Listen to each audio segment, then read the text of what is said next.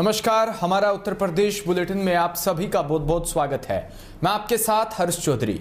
Bulletin की शुरुआत करने से पहले एक नजर बुलेटिन की अहम सुर्खियों पर। पूर्वांचल में ज्यादातर जिलों में आज बारिश का अनुमान, आगरा रहेगा सबसे गर्म।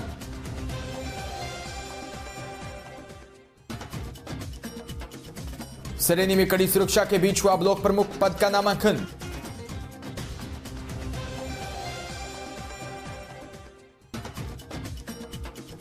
सिद्धार्थनगर जिले में ब्लॉक प्रमुख चुनाव के हुए नामांकन।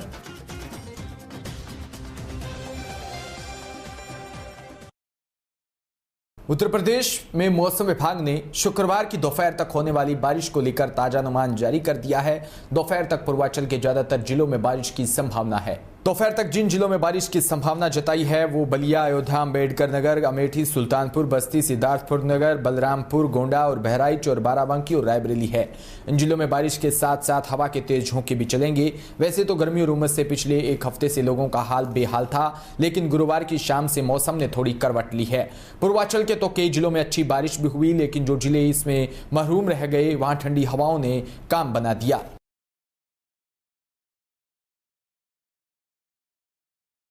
सिद्धार्थनगर से खबर, जहां जिले के खुनियाव ब्लॉक से प्रमुख ब्लॉक पद के लिए पुष्पा सिंह का पर्चा खारिज किया, जो कि भाजपा से ईमानदार व कर्मठ नेता के रूप में हरिशंकर सिंह के द्वारा लगातार भाजपा पार्टी की सेवा करते चले आ रहे हैं।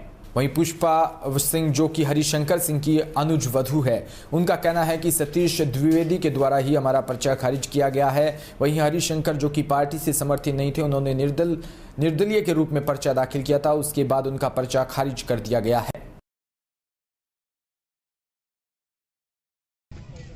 गाँव तो एडीओ पंचायत ने हमको दिया नहीं था और उसके बाद मेरा पर्चा खारिज करने को कर दिया, संशोधित कर दिया मंत्री जी बना, माननीय मंत्री श्री सतीश द्विवेदी जी के कहने पे। अब माननीय मंत्री जी लोकतंत्र की हत्या करना चाह रहे हैं। पूरे क्षेत्र में उनके विरोध में कोई बोलने वाला रहे तो कुचलने की कोशिश की जा रही है। जनता की आवाज़ दबाई जा रही है। ढूंढते ढूंढते बीडीसी लोगों को मर गए, कहीं बीडीसी नहीं मिले। पूरा प्रशासन लगा है 3 दिन से। रात में मेरे घर सीओ इटवा, यशो गोलौरा, यशो ढबरुआ, यशो मिसरौलिया और पूरी सारी 4-5 गाड़ियाँ पहुँची हैं 11 साढ़े 11 बजे रात में। कहे बीडीसी कहाँ रखे हैं? तुमने कहा जा करके चेक कर लीजिए मेरा घर। मेरे घर में कोई बीडीसी नहीं है। तो कहीं नहीं, आपके घर में तो बीडीसी है। तो हमने कहा मेरे घर में 3 बीडीसी महिलाएं हैं, तो कहीं उनको उन्हीं का हाल चाल लेने आया हूँ। तो हमने कहा अब तक तो हाल चाल लेने आप नहीं आए थे, आज हाल चाल लेने आप आए हैं बीडीसी लोगों को। तो हमारे बहुओं को कोई खतरा नहीं है, महिलाएं घर में रहती हैं, उनको किसी प्रकार का खतरा नहीं है। उससे काम नहीं बना तो हमारा पर्चा खारिज करा करके काम बनाया जा रहा है। ये हमारी मांग है।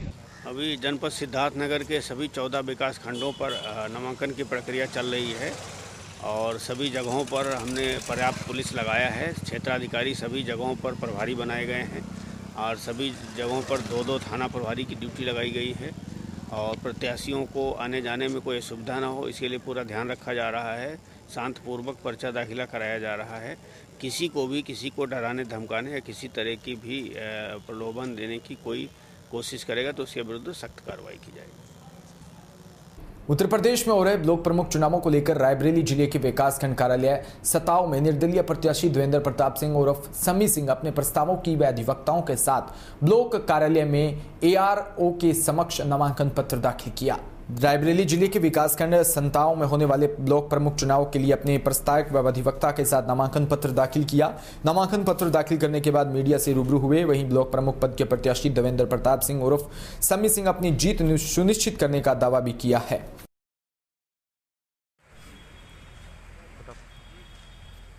क्या नाम है आपका और आज क्या करने आए हैं? मेरा नाम देवेंद्र प्रताप सिंह है। मैं यहाँ नामांकन करने आया ब्लॉक प्रमुख। क्या क्या मुख्य आपके बिंदु रहेंगे जिन पर आप काम करेंगे जीतने के बाद? चौकी में जनता का विकास करूँगा।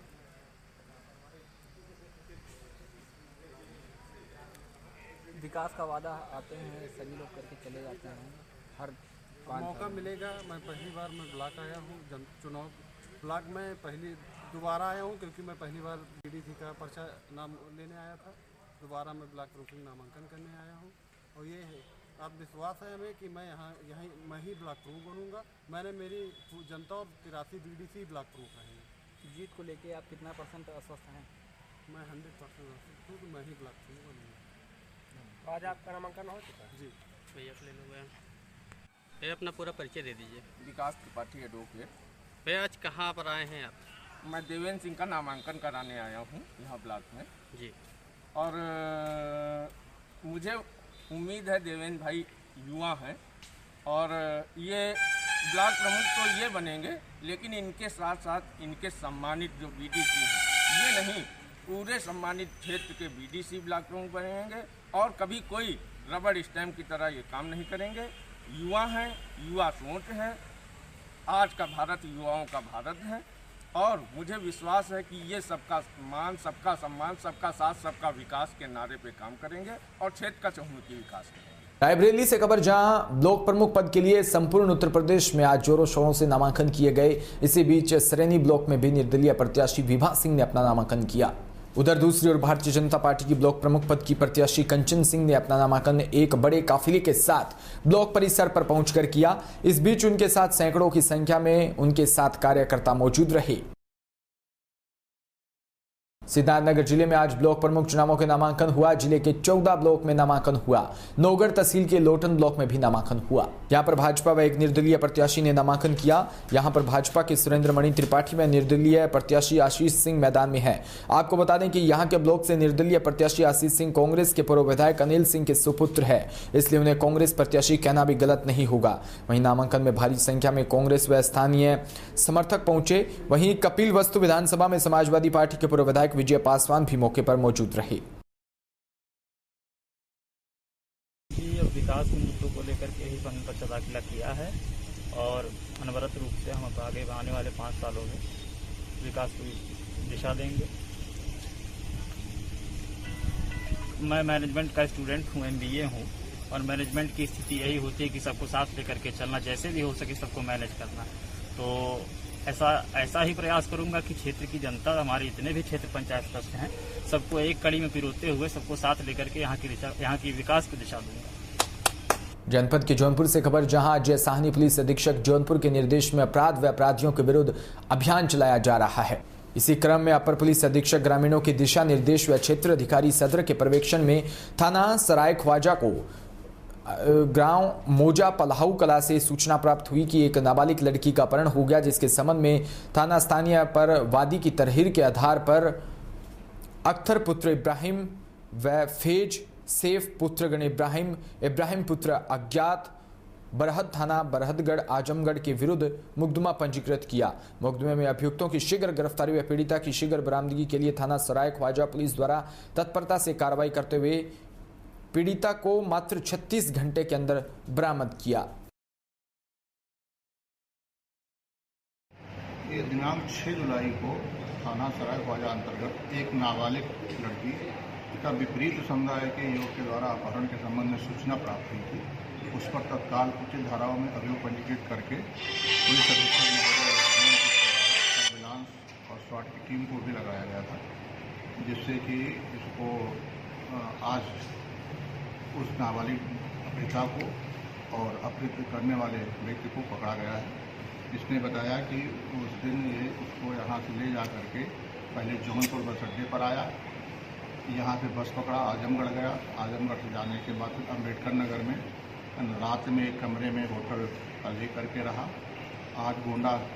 कल गोंडा जाने का प्लान था, लेकिन किसी कारणवश ये वापस आ रहा था, तो आज इसको जो है बच्ची के साथ पकड़ा गया है और इसको जेल भेजा जा रहा है। इसका भाई है फैज़, उसने भी इसको सहयोग किया है। इसको 14,000 रुपये दिए थे और बराबर उसके संपर्क में था, तो उसको भी इसमें जेल भेजा जा रहा है। बाकी आगे कार्रवाई हो रही है। सर, ये पुलिस ने बड़ी तत्परता से करीब 36 घंटे के अंदर उस नाबालिग बच्ची को और आगरा से खबर, जहां 12 अप्रैल को बीमार कैदी को 16 अप्रैल को वैक्सीन लगी थी। कैदी ने 12 अप्रैल को चिट्ठी भेजकर अपनी बीमार होने की बात बताई थी। इलाज के दौरान कैदी रवि खंडेलवाल की कोरोना से मौत हो गई थी। कैदी की पत्नी शबाना खंडेलवाल ने गंभीर आरोप लगाए हैं। वहीं शबाना खंडेलवाल ने अपने पति की मौत का आरोप जेल प्रबंधन पर लगा रही है। पीसी बुलाई है, क्या किस कॉन्टेक्स्ट में ये पीसी है? जी, मेरे पति पिछले 8 साल से एक झूठे मुकदमे में आजीवन की सज़ा काट रहे थे और मेरी शिकायत ये है कि मेरे पति की जेल में साजिशन हत्या की गई है। उनको 12 तारीख को मेरे हस्बैंड का मुझे लेटर मिला था कि उनको फीवर आ रहा है, लगातार बुखार आ रहा है, दवाई खाते हैं तो वो बुखार उतर जाता है, फिर आ जाता है। उसके बाद 16 तारीख को जब उन्हें बुखार आ रहा था तो कोविड की वैक्सीन क्यों लगाई गई, वो लेटर और वो सर्टिफिकेट जो उनको वैक्सीन लगी है, दोनों इन पेपर के साथ मैंने लगाए। मेरे जेल प्रशासन से सवाल ये है कि जब बुखार था तो उनको वैक्सीन क्यों लगाई, इसका जिम्मेदार कौन है।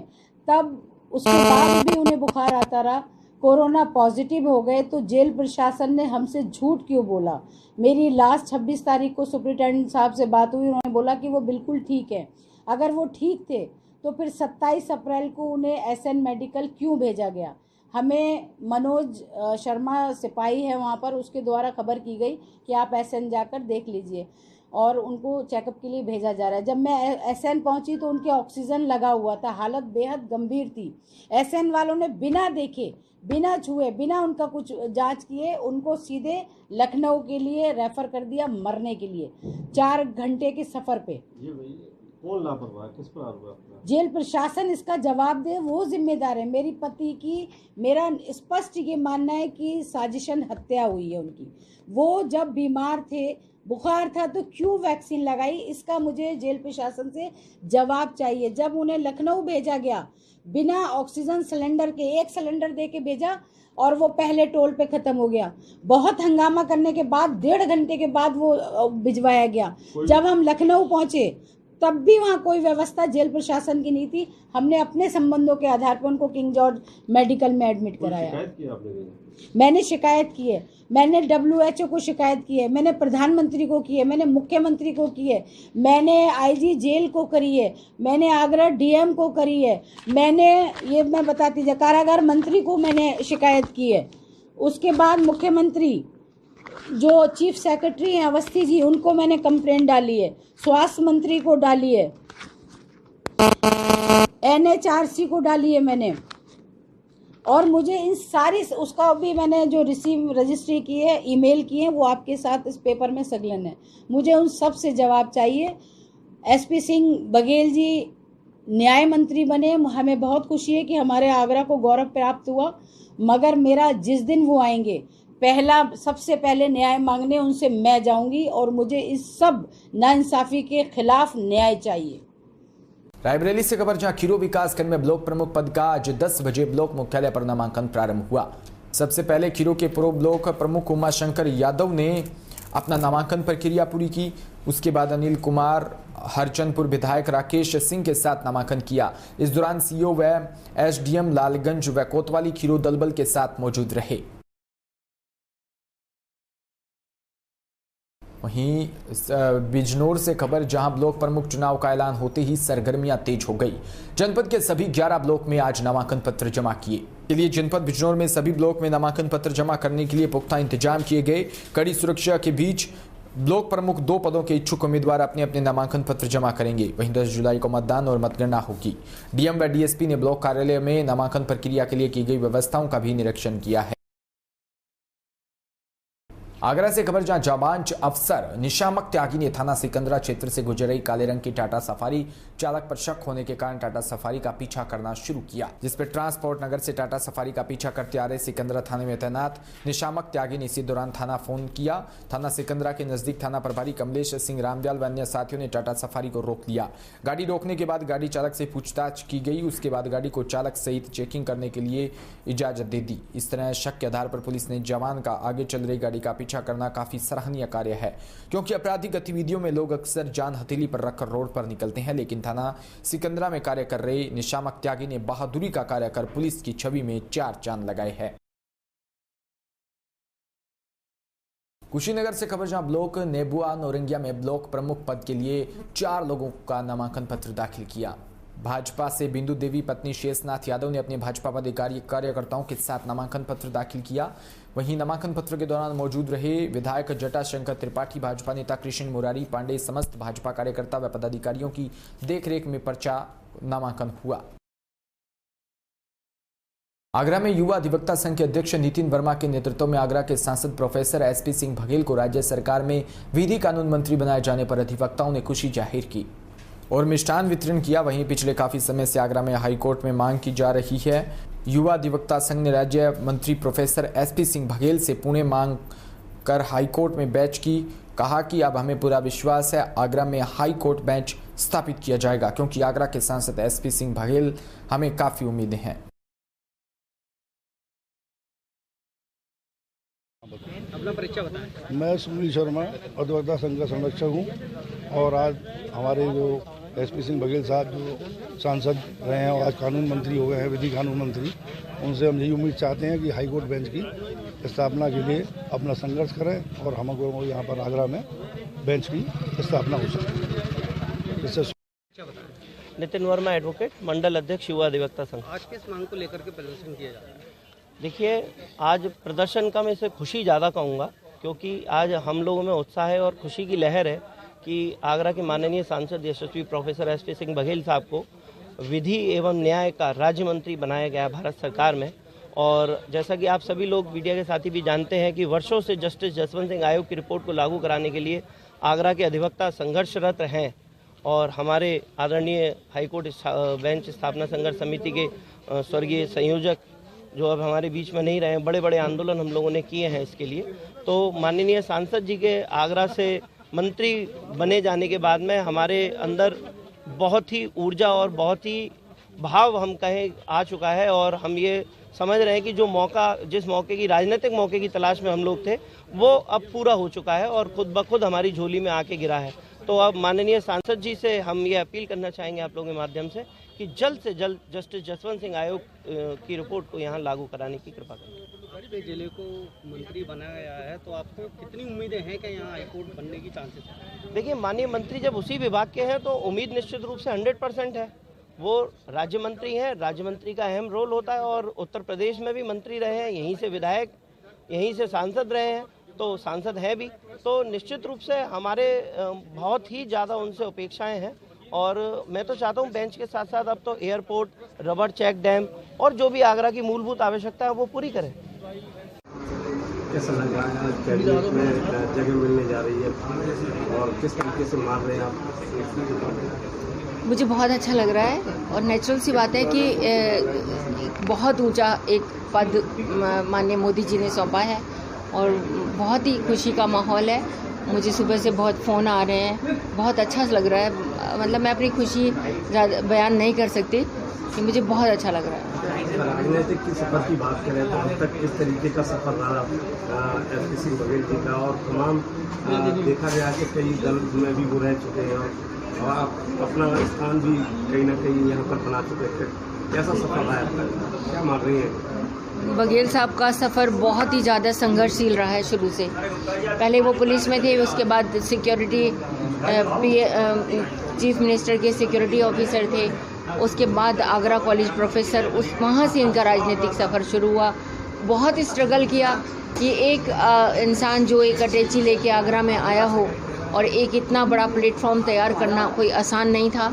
उन्होंने जनता के दिल में अपनी एक जगह बनाई और बिल्कुल निस्वार्थ भाव से जो सेवा की, उसी का आज ईश्वर ने फल दिया है। बड़ी जिम्मेदारी मिली है, क्या मानते हैं? जिम्मेदारी मिली है तो निभाएंगे ज़रूर बहुत अच्छे तरीके से, क्योंकि 30-31 साल हो गए मुझे बघेल साहब को देखते हुए कि वो कभी ये मुड़ के नहीं देखते घर में भी। मतलब वो इस चीज़ से बंधे हुए नहीं हैं, वो उनको एक राजनीति का जुनून है, तो वो अपना उसी जुनून को आगे बढ़ाते हुए इसको पूरी जिम्मेदारी से निभाएंगे। गाजियाबाद पुलिस द्वारा एटीएम कार्ड बदलकर चोरी करने वाले 3 शातिर लोगों को गिरफ्तार किया है। इनके कब्जे में से चोरी किए गए 41 एटीएम कार्ड व असला बरामद कर एटीएम कार्ड बदलकर चोरी करने वाले गिरोह के विरुद्ध चलाए जा रहे अभियान में थाना कविनगर पुलिस द्वारा कल सुबह करीब 8:10 पर कनक फार्म हाउस चौराहे थाना क्षेत्र कविनगर से 3 चोरों को गिरफ्तार किया है, जिनके कब्जे से 41 एटीएम कार्ड अलग अलग बैंकों के हैं व 4150 रुपये, 2 तमचे, 315 बोर और 3 जिंदा कारतूस व 1 चाकू बरामद हुआ है। ये लोग शातिर किस्म के अपराधी है जो अवैध असले के बल पर गैंग बनाकर साधारण व्यक्ति बनकर एटीएम मशीन के बाहर खड़े रहते हैं। इसी के साथ बुलेटिन में इतना ही। नमस्कार।